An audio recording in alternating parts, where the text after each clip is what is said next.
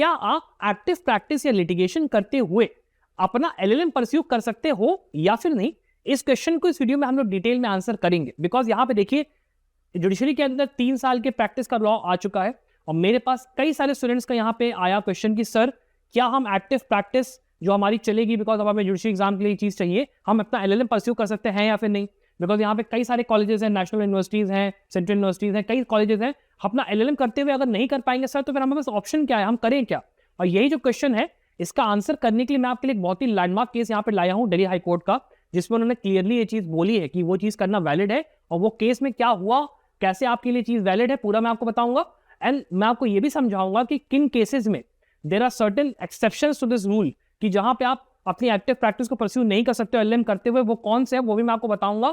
तो इसीलिए यहाँ पे वीडियो को लास्ट तक पूरा देखिएगा और संभव लॉ का हमारा जो चैनल है ना स्टूडेंट्स, उसको जरूर सब्सक्राइब करिएगा, बिकॉज यहाँ पे हम लोग ना रोजाना जो आपकी जुडिशरी की आपका 3 ईयर का रूल आया वो, या आपका क्लैट पीजी, एलेट पीजी, आपका सीवीटी पीजी, जो आपके एलएलएम एंट्रेंस एग्जाम्स होते हैं उसको लेकर रोजाना वीडियोस लाते हैं।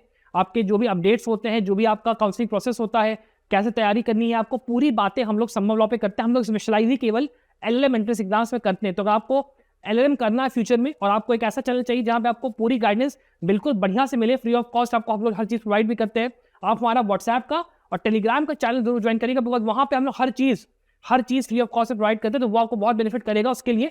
तो प्लीज जाइए, ज्वाइन करिए और हमारे चैनल को सब्सक्राइब भी जरूर करिएगा। अब बात करना शुरू करते हैं, जजमेंट आपका वो कौन सा है। ये जो स्टूडेंट्स आपका जजमेंट है ना, उसमें यहाँ पे कोर्ट ने बोला है साफ साफ कि भाई देखो, अगर आप अपना मास्टर्स ऑफ लॉ परस्यू कर रहे हो ना, तो आपका प्रैक्टिस जो होती है एडवोकेट के तौर पे, उसमें यहाँ पे ब्रेक कंसिडर नहीं किया जाएगा। अब यहाँ पे मामला क्या हुआ था, पहले थोड़ा सा वो समझ लेते हैं थोड़ा ब्रीफ में। यहाँ पे बेसिकली हुआ क्या था कि यहाँ पे रिस्पॉन्डेंट नंबर 5 था। अभी रिस्पॉन्डेंट नंबर 5 जो थे, इन साहब की दिक्कत ये थी कि दिल्ली के हायर जुडिशियल सर्विसेज के अंदर एग्जाम हुआ, उसमें टोटल में 32 लोग थे और इनका नंबर 36 का था।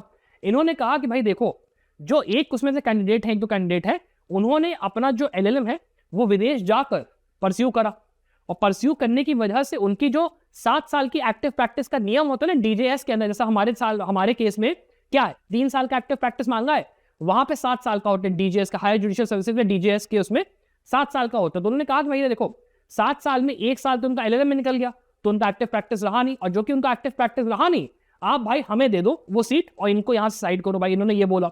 लेकिन कोर्ट ने यहाँ पे क्या बोला वो अब देखने वाला पॉइंट है। कोर्ट ने यहाँ पे क्या बोला, आप यहाँ पे ये देखो, नीचे आते हैं हम लोग इस जजमेंट में। कोर्ट ने यहाँ पे देखो ये बोला, जो मैंने मतलब का पॉइंट है, उन्होंने बोला कि देखो भाई, जो परस्यूट है मास्टर्स की, वो एक ब्रेक इन प्रैक्टिस नहीं माना जाएगा।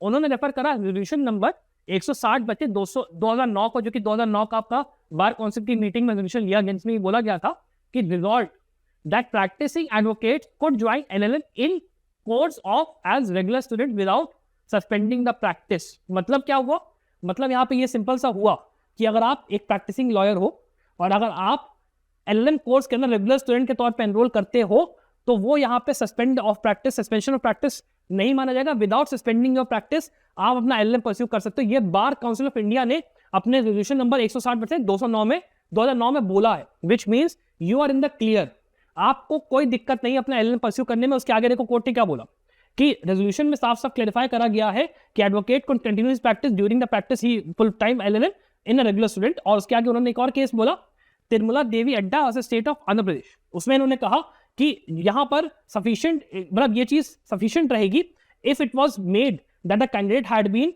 in the roles of the state bar council as an advocate for a minimum of seven years. Thus, this is observed that a person who has enrolled as an advocate on roles of the state bar council for a period of 7 years preceding the application would satisfy the eligibility criteria set out in Article 233(2) of the Constitution of India। मतलब इसको यहाँ पे DGS के आपके rules थे और article 233(2) को consideration में लेके कोर्ट ने बोला कि अगर आप बार काउंसिल के ऑन रोल में हो, अगर आप उसमें हो, साथ में वकालतनामा वगैरह अपना साइन करते रहो, बाकी चीजें करते रहो, तो आपको यहाँ पे प्रैक्टिस के अंदर में लैब्स की जरूरत नहीं पड़ेगी।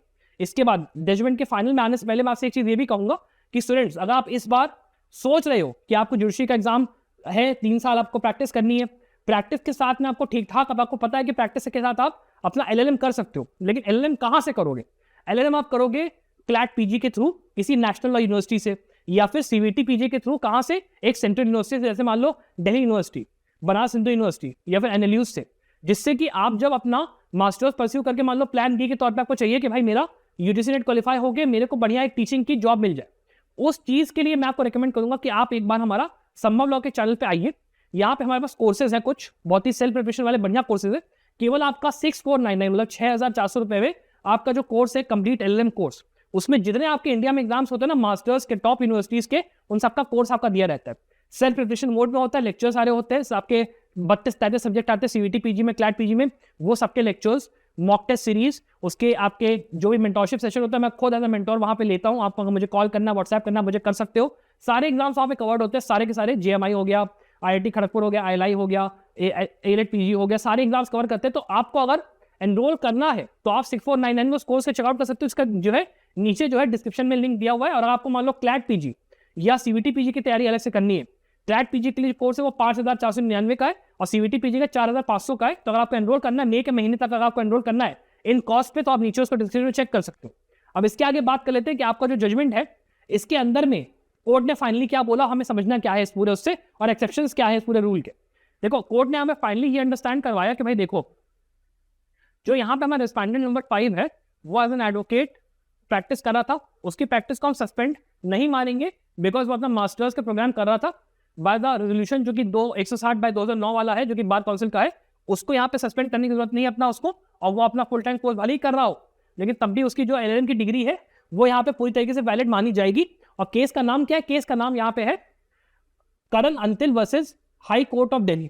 ठीक है, Karan Antil versus High Court of Delhi के केस के हिसाब से ये चीज आपका बोल दिया गया। और बार काउंसिल रेजोल्यूशन नंबर 160/2009 इसके हिसाब से भी you can pursue active practice while pursuing your LLM, या फिर आप अपना PhD भी मान लो कर रहे हो तो भी आपका एक्टिव प्रैक्टिस कर सकते हो, यहाँ पे किया जाएगा, बशर्ते आप बेसिकली अपने वकालत में फाइल करते रहो, प्रैक्टिस प्रॉपर्ली करते रहो, साइड बाय साइड में दोनों एक्टिव किया जाएगा। अब एक्सेप्शंस क्या है इस रूल के, ये समझो। एक्सेप्शंस इस रूल का पहला रूल का एक्सेप्शन है कि अगर आप दिल्ली यूनिवर्सिटी या फिर आप IIT खड़गपुर में अपना LLM परस्यू कर रहे हो तो वहां पे आपको साइन करना पड़ता है एफिडेविट। 2 ईयर LLM में DU के ये साइन करना है, IIT खड़गपुर के अंदर साइन करना है। एफिडेविट में साफ साफ लिखा होता है कि आप कोई भी इंटर्नशिप, कोई भी प्रैक्टिस, कोई भी नौकरी, लिटिगेशन कुछ भी नहीं करोगे। और वहां पे अगर आपने अपना LLM परस्यू करा तो आपके पास फिर एक ही ऑप्शन होता है कि अगर आपको मतलब जुडिशरी साथ में करना है तो आपको फिर अपनी LLM की डिग्री को मतलब टाटा बाय बाय कहना पड़ेगा। For the purpose of the judiciary exam tata bye bye कहना पड़ेगा, और कोई तरीका होता नहीं। लेकिन ये तरीका भी जेन्युइन नहीं है, अच्छा नहीं है, तो ये तो मैं कहूंगा भी आप करो। बस आप ये करो कि आप इस बार कोशिश ये करो कि DU का 2 ईयर का और IIT खड़गपुर का 2 ईयर का जो LLM है, अगर आप एक जुडिशरी एस्पिरेंट हो तो मैं कहूंगा थोड़ा कोशिश करो कि आप सोच समझ लो 3 साल आप कैसे निकालोगे, प्रैक्टिस कैसे दिखाओगे, एफिडेविट पे झूठ तो आप बोल नहीं दोगे यार। तो आपको उस चीज को बहुत ध्यान से सोच समझ के यहाँ पे काम करना है। अपार्ट फ्रॉम दिस यहाँ पे ऐसा कोई एक्सेप्शन नहीं इस रूल का। कोई भी यूनिवर्सिटी आप दुनिया को उठा लो जहाँ पे आपका DU मतलब सॉरी BHU हो, नेशनल यूनिवर्सिटीज हो, आपके स्टेट यूनिवर्सिटीज हो, इलाहाबाद वाले, आप अपना किसी प्राइवेट कॉलेज से भी कर लोगे, कहीं पर भी LLM करते हुए आप रेगुलर प्रैक्टिस कर सकते हो। There is no bar on it, उसकी कोई दिक्कत आपको नहीं आएगी। अपार्ट फ्रॉम दिस अगर आपको वीडियो पसंद आए तो वीडियो को लाइक और शेयर जरूर करिएगा, एंड हमारे चैनल को सब्सक्राइब जरूर करिएगा, बिकॉज आपको जो भी अपडेट्स होती है वो सारी आपको यहाँ पे मिलती रहेंगी। Apart from this I wish the very best of luck for your success. Bye.